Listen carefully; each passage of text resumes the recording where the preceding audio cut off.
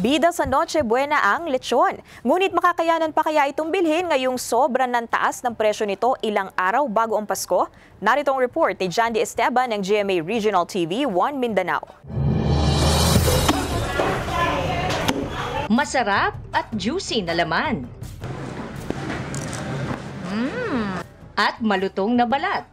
Ito ang hinahanap ng mga Pilipino sa lechon baboy tuwing may okasyon o selebrasyon. Ngayong magpapasko, mas marami ang order sa mga lechonan dahil sa kaliwat kanan ng mga handaan at party. Ang lechonang ito sa Chavez sa Barangay 28 sa Davao City, busy na sa dami ng order kahit tumaas pa ang presyo nito. Ang pinakamura ay nasa 7,000 pesos. Meron din silang 14,000 pesos depende sa laki.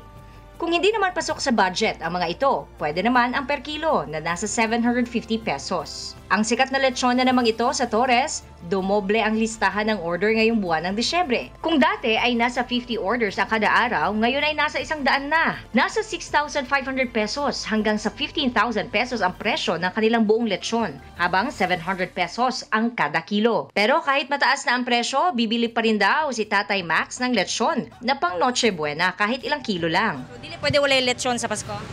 Murag dili pwede kay murag mo naman ay nakaugalian nato mga Pilipino nga naayoy lechon. So bahala ginagmay sa naa. Oo, na.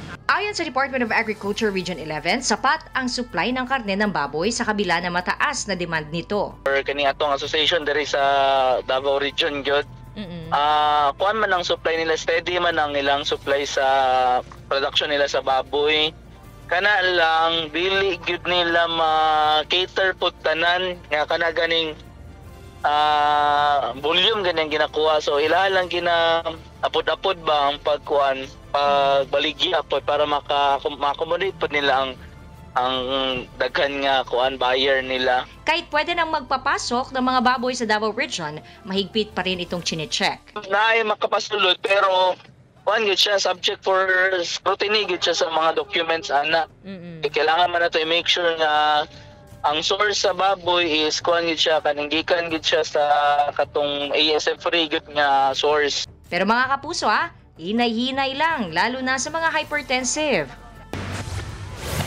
Sa Talisay City, Cebu naman, hindi bababa sa 30 ang kanilang natatanggap na order kada araw ayon sa mga lechonero. Sa Barangay Dumlog, abala na ang mga lechonero sa paghahanda dahil ngayon pa lang ay mahigit na sa 100 ang kanilang natatanggap na order para sa Pasko. Noong nakaraang buwan, may mabibili pang 6,000 to 6,500 pesos na halaga ng buong lechon. Pero ayon sa tagaluto ng lechon na si Francisco Orongan, nasa 7,000 pesos na ang pinakamura nilang buong lechon baboy. Nagsimulang tumaas ang presyo nito noong ikalawang linggo ng Disyembre.